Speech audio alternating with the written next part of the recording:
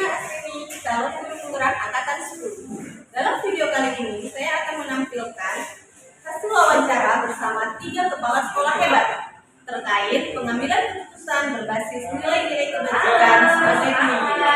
Anda mau memberikan? Ayo kita saksikan. Assalamualaikum warahmatullahi wabarakatuh. Waalaikumsalam warahmatullahi wabarakatuh. Selamat pagi Bu Eva. Pagi Bu Rina. Gimana nih Bu kabarnya? Alhamdulillah. Bu Rina gimana kabarnya? Alhamdulillah baik juga Bu. Terima kasih ya Bu ya sudah meluangkan waktunya untuk memenuhi permintaan saya untuk melakukan wawancara terkait pengambilan keputusan berbasis nilai-nilai kebajikan sebagai pemimpin. Nah, karena di sini Ibu selaku pimpinan di SMP Negeri 19 Singkawang ini, jadi saya punya beberapa pertanyaan di sini yang ingin saya tanyakan. Kita sharing ya Bu ya. Tapi kalau nanti seandainya ada pertanyaan yang mungkin Ibu tidak berkenan untuk menjawabnya juga tidak apa-apa, bisa kita share. Baik, kita mulai saja ya Bu ya. Yang pertama yaitu selama ini bagaimana Ibu dapat mengidentifikasi kasus-kasus yang merupakan dilema etika atau rujukan moral? Gimana ya mengidentifikasikan kasus-kasus yang merupakan dilema etika ini ibarat sebuah simalakama ya Bu Rina ya. Ini baik, itu baik gitu. Jadi memang sulit untuk memutuskan, tapi sebagai seorang pemimpin di sekolah ini saya harus memutuskan mana yang terbaik. Nah, cara saya mengidentifikasi kasus-kasus ini, pertama saya pahami dulu Bu Rina regulasi itu seperti apa gitu. Kemudian cari fakta-fakta dari kejadian tersebut. Apa nih fakta-faktanya nih? Nah, setelah itu sudah saya identifikasi semua, barulah saya buat keputusan gitu. Iya, betul ya.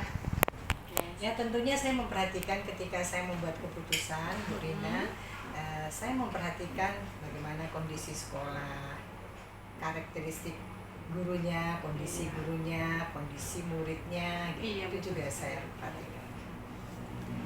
Selanjutnya Bu ya, selama ini bagaimana Ibu menjalankan pengambilan keputusan di sekolah Ibu, terutama untuk kasus-kasus di mana ada kepentingan yang sama-sama benar atau sama-sama mengandung nilai kebajikan. Kalau kita berbicara tentang dilema etika ini, tadi saya katakan di awal bahwa sama-sama berat dalam memutuskan. Tapi kita lihat kebermanfaatan keputusan itu untuk warga sekolah kita nih. Nah, itu yang menjadi bahan pertimbangan saya Bu Rina. Bagaimana ketika kita memutuskan sesuatu itu kebermanfaatannya untuk orang banyak itu berapa persen gitu. Kan pasti dalam mengambil keputusan itu ada yang merasa diuntungkan, ada yang merasa dirugikan oleh masalah tersebut. Nah, jadi kita lihat kebermanfaatan keputusan itu. Iya, yang pasti juga harus berpihak kepada murid kita Bu ya. Ya tentu berpihak kepada murid. Kita lihat dulu kasusnya seperti apa gitu. Iya. Baik Bu, selanjutnya Bu ya, langkah-langkah atau prosedur seperti apa yang biasa Ibu lakukan selama ini? Yang pasti langkah-langkah saya lakukan bagaimana keputusan saya itu ya dapat dipahami oleh semua warga sekolah. Dapat dipahami oleh warga sekolah. Misalnya tadi langkah-langkah ya Bu Rina ya. Misalnya saya nanti bukan saya memutuskan keputusan itu tersendiri, tapi saya tanyakan sama wakil, semua terlibat lah wakil, ke pihak lain lah. Saya minta pertimbangan bagaimana kalau saya memutuskan seperti ini, kita libatkan orang lain dalam pertimbangan tersebut. Kemudian lihat juga karakteristik sekolah ini gimana, dan regulasinya mengenai kasus-kasus tersebut seperti apa gitu. Juga kita harus perhatikan semua. Itu langkah-langkah yang saya lakukan ketika saya harus mengambil suatu keputusan yang bersifat dilema etika ini. Selanjutnya Ibu, Hal-hal apa saja yang selama ini Ibu anggap efektif dalam pengambilan keputusan pada kasus-kasus dilema etika? Hal yang selama ini Ibu anggap efektif dalam pengambilan keputusan pada kasus-kasus dilema etika. hal-hal yang selama ini saya anggap efektif dalam pengambilan keputusan pada kasus dilema etika ini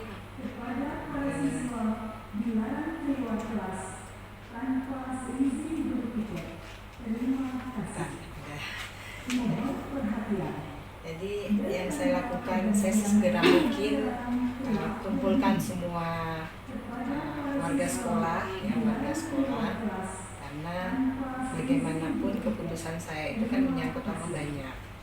Harus saya pertimbangkan semua dampaknya, lebih banyak dampak baiknya atau lebih banyak dampak buruknya gitu. Jadi itu hal-hal yang harus saya pikirkan semua. Hal-hal apa saja yang selama ini merupakan tantangan dalam pengambilan keputusan pada kasus-kasus dilema etika? Oh, yang menjadi tantangan saya, Bu Rina, bagaimana membuat warga sekolah itu memahami keputusan yang saya buat. Itu tantangan. Karena tidak banyak orang yang kadang itu tidak memahami keputusan yang kita buat. Apalagi dia merasa merugikan dirinya sendiri ya. Merasa ini kok tidak berpihak kepada saya, ini kok berpihak kepada ini. Nah, itulah yang menjadi tantangan membuat warga itu memahami tentang keputusan yang kita buat. Itu tantangannya.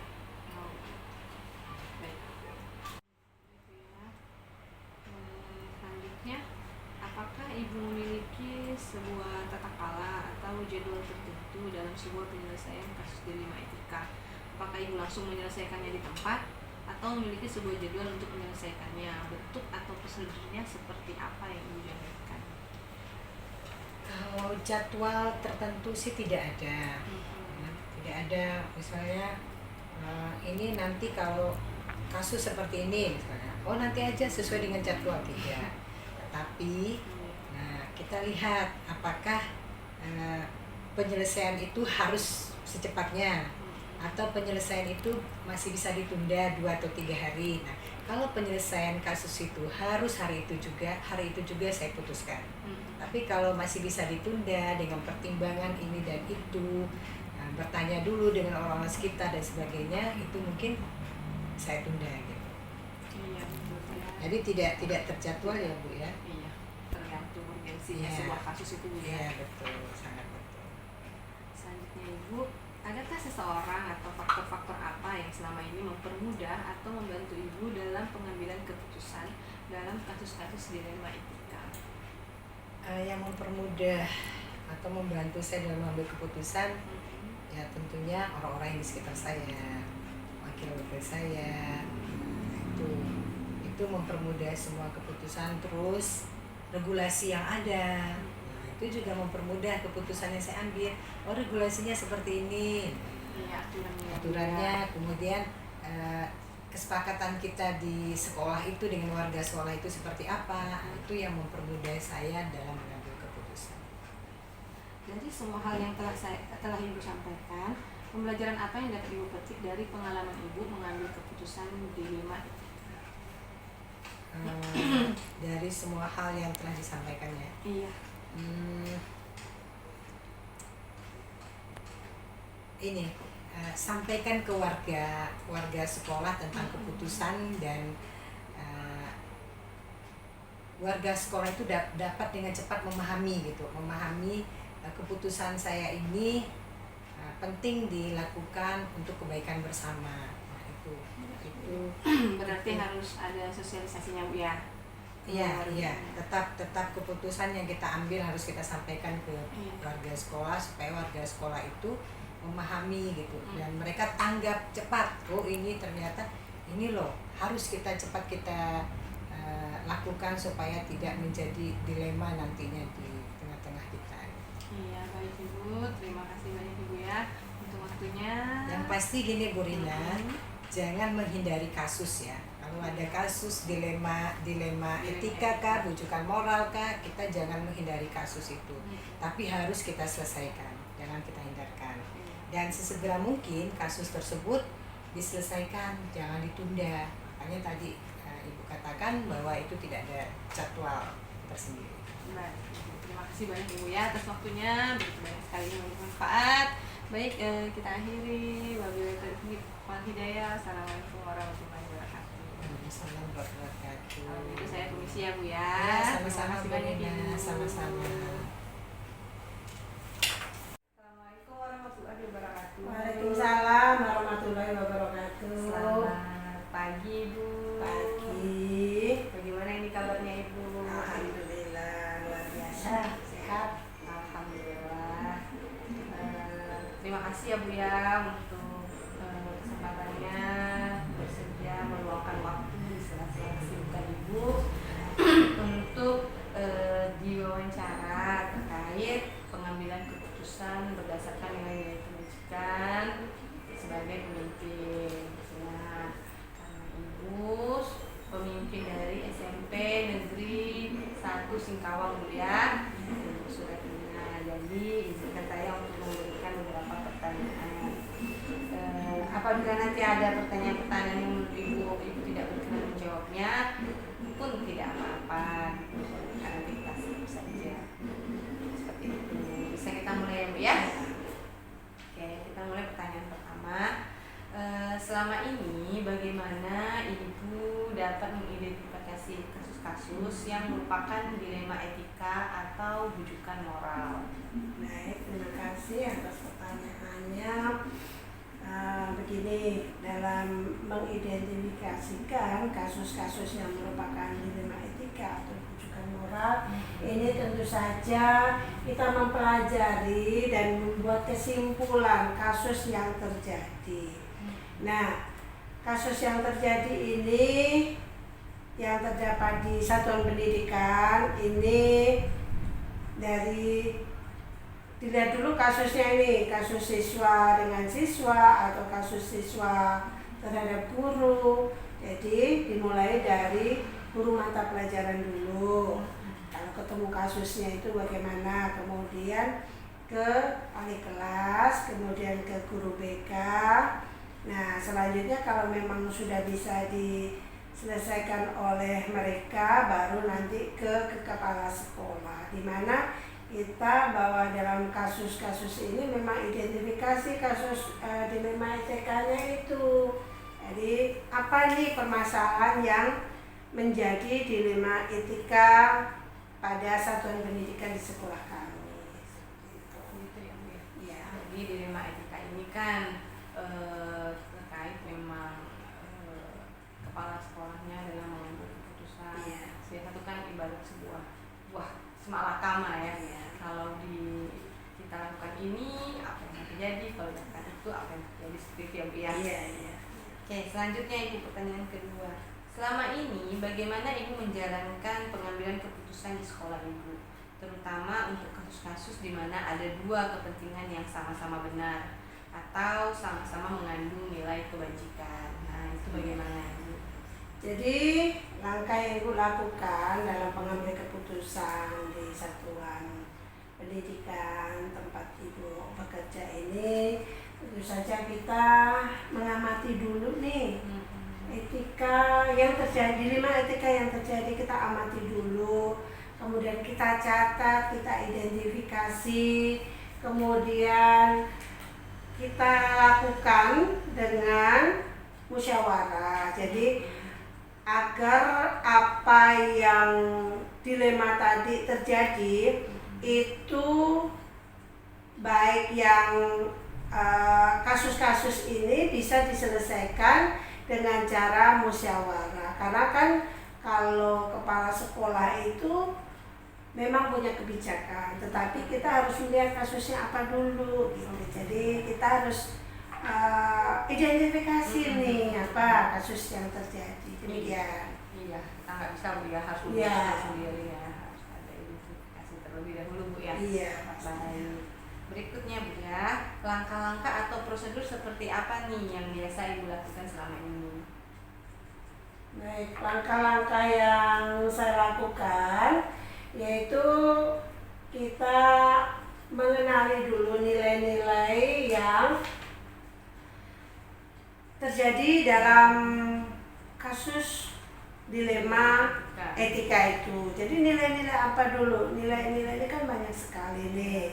Nah, kemudian siapa saja sih yang terlibat dalam dilema tadi? Nah, bisa siswa dengan siswa, antara guru dengan siswa. Tapi kalau guru dengan siswa sih ada, tapi kemungkinan kecil. Yang kebanyakan kan antara siswa dengan siswa ini, karena siswa ini kan perlu pembimbingan. Jadi mungkin menurut dia ini benar, tapi dia masih ini benar atau tidak, kan seperti itu. Jadi memang perlu pembimbingan lah ya. Kemudian juga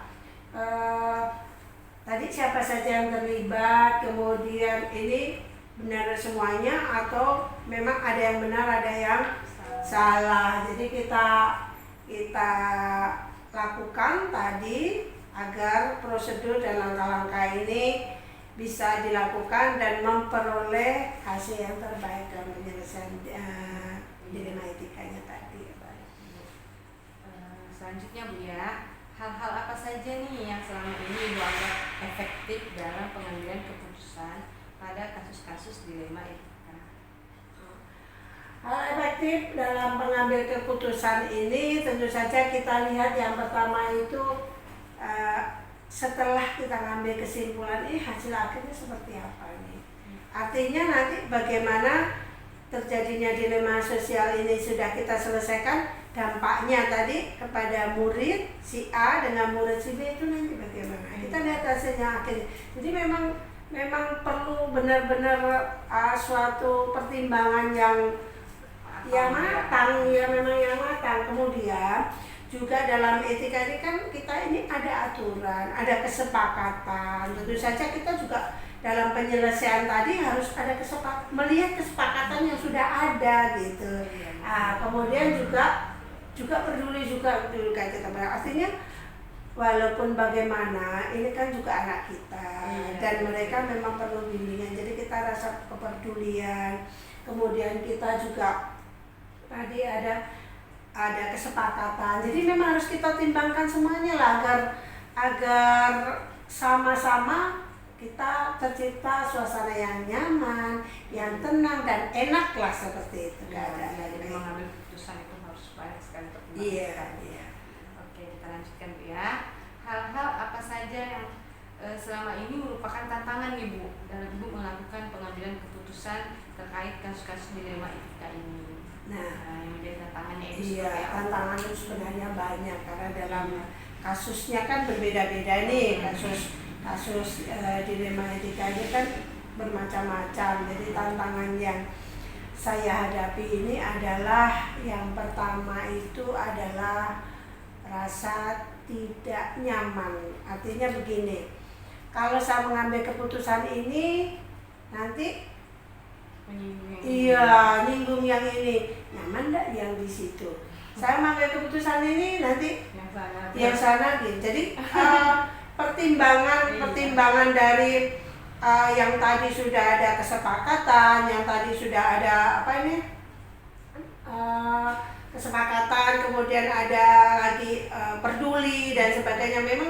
Memang kita memang benar-benar ini suatu tantangan, tapi insya Allah tantangan ini bisa diatasi lah. Yang terpenting kita ada langkah-langkahnya, kemudian juga kita pun juga ada melibatkan beberapa kita kan stakeholder yang ada di sekolah lah seperti itu.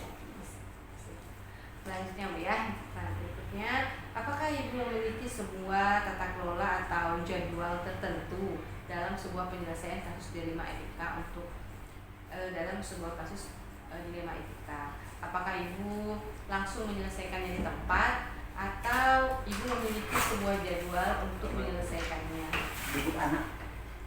Selain itu, bentuk atau prosedurnya seperti apa yang Ibu jalankan? Baik, terjadinya dilema ini kan kita nggak pastikan, oh besok ada dilema, oh hari ini ada dilema, kan gitu. Tapi dilema itu terjadi dari situasi kondisi iya yang- sesuai dengan situasi kondisi sehingga tidak ada jadwal. Hmm. Nah, kalau penyelesaiannya ya tidak di tempat kejadian lah. Kita lihat situasi dan kondisinya. Maka ada tempat-tempat yang memang kita siapkan pembimbingan dan juga tempat konsultasi dalam penyelesaian dilema tadi dengan mempertimbangkan tentu saja berbagai hal lah. Nah, Seperti yang tadi udah Ibu iya. Baik. Oke, berikutnya Bu ya. Adakah seseorang atau faktor-faktor apa ini yang selama ini mempermudah atau membantu Ibu dalam pengambilan keputusan dalam terkait dengan kasus-kasus dilema etika ini? Ya. Faktor-faktor ini banyak sekali ya, mungkin dari faktor sarana prasarana kan, kemudian faktor eksternal. Kalau faktor internal kita tahu bahwa keluarga besar kami di SMP Negeri 1 Singkawang lah ya. Nah itu memang juga membantu saya dalam pengambilan keputusan.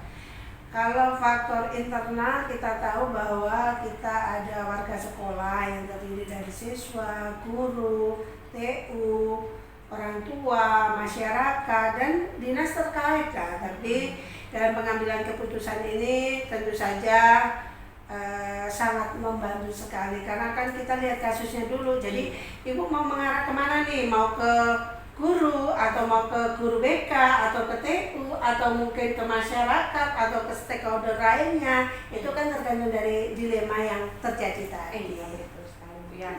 Baik, berikutnya Bu ya, ini pertanyaan terakhirnya dari semua hal yang telah Ibu sampaikan tadi, pembelajaran apa nih yang dapat Ibu petik dari pengalaman Ibu dalam pengambilan keputusan dilema etika ini?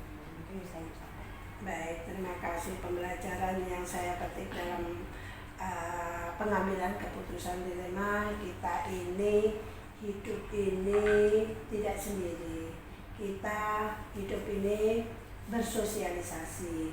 Yang kedua, ibu sebagai pimpinan, artinya ibu ini tidak harus semuanya tersentra dari ibu, tetapi kita juga memberikan penghargaan, kita menghargai, baik siswa pun juga kita hargai pendapat mereka. Antara si A, si B, bila terjadi dilema, kita lihat nih, kita kumpulkan apa sih, kita tanya apa yang terjadi. Jadi dengan guru juga demikian dan pihak-pihak lain lah ya, sehingga kita ini dalam mengambil keputusan ini secara global, itu secara bersama-sama. Kemudian alhamdulillahnya dengan keputusan yang kita ambil ini yang jelas pihak-pihak yang terlibat merasa tidak tertekan, merasa keputusan ini memang sesuatu yang melegakan lah, artinya tidak menjadi ganjalan gitu, tidak menjadi ganjalan sehingga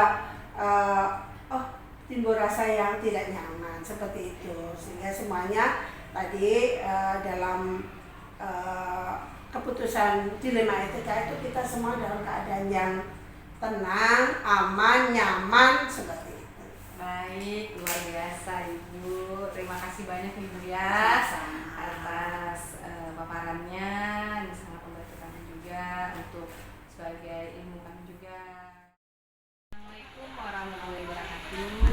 Waalaikumsalam. Selamat pagi Ibu. Selamat pagi. Mohon maaf ya, ini mengganggu waktu kesibukannya Ibu. Jadi sebelumnya terima kasih karena sudah meluangkan waktunya untuk bisa saya ajak berwawancara.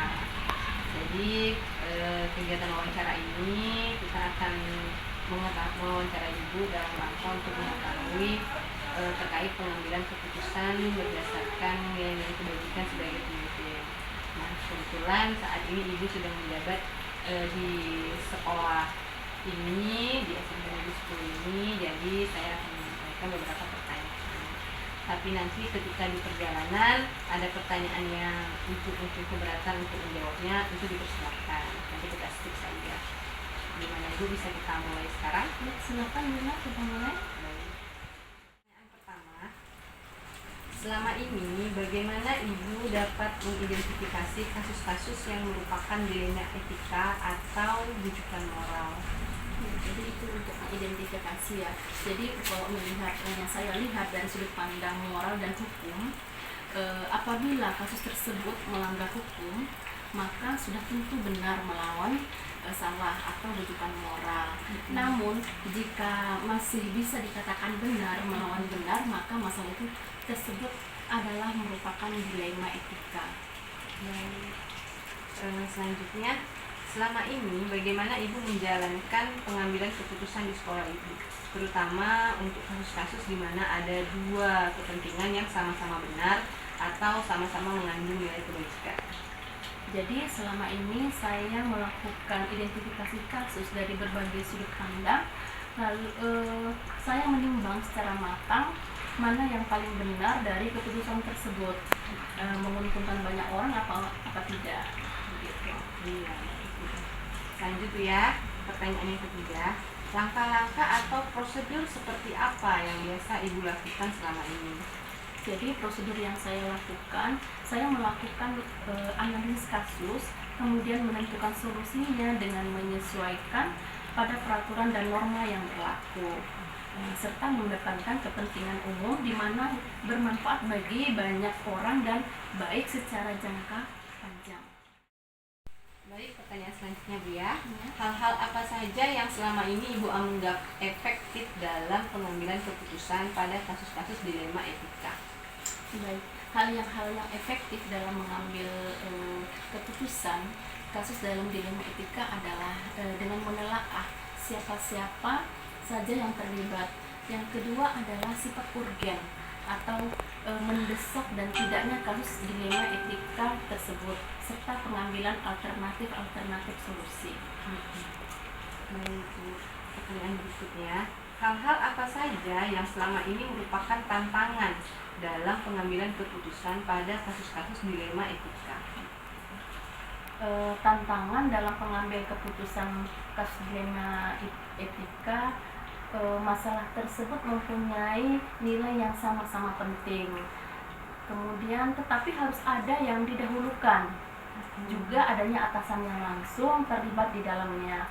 Kemudian selain itu, adanya peraturan-peraturan yang harus dipenuhi serta nilai rasa yang harus diutamakan. Begitu, Bu Rina? Baik, Bu. Berikutnya, apakah Ibu memiliki sebuah tata kala atau jadwal tertentu dalam sebuah penyelesaian kasus dilema etika? Apakah Ibu langsung menyelesaikannya di tempat atau memiliki suatu jadwal untuk menyelesaikannya? Kemudian setelah itu, bentuk atau prosedurnya seperti apa yang akan Ibu jalankan? Jadi untuk Jadwal. dalam pengambilan keputusan Ya. Pengambilan keputusan dilema etika kami tidak mempunyai jadwal khusus. Namun ada tata kelola dengan menganalisa, terus mempertimbangkan dan memusyawarahkan kasus yang ada yang baik secara formal maupun non formal. Berikutnya Bu ya, adakah seseorang atau faktor-faktor apa yang selama ini mempermudah atau membantu Ibu dalam pengambilan keputusan dalam kasus-kasus dilema etika? Kalau dalam mengambil keputusan, saya selalu mengajak keluarga sekolah, terus stakeholder dan wali murid atau orang-orang yang mempunyai kedekatan personal dengan orang yang mengalami permasalahan. Jadi banyak yang membantu dalam mencari alternatif solusi. Baik Bu ya, ini pertanyaan terakhir kami. Dari semua hal yang telah disampaikan, pembelajaran apa yang dapat Ibu petik dari pengalaman Ibu selama pengambilan keputusan dilema etika? Nah, pelajaran yang dapat saya ambil yaitu saya menjadi lebih bijaksana dalam menganalisis sebuah permasalahan untuk dijadikan pertimbangan untuk menentukan solusi yang tepat dan yang terbaik. Baik Ibu, wah menarik sekali Bu ya, semua pernyataan-pernyataannya untuk terkait pengambilan keputusan berbasis nilai kebajikan sebagai pemimpin. Kalau begitu saya akhiri ya wawancara kita pada hari ini. Terima kasih banyak ya Ibu ya. Akan dilanjutkan aktivitasnya kembali. Saya pun harus permisi. Terima kasih. Terima kasih kembali Bu Rina. Selamat, semoga lancar Bu Rina ya. Amin.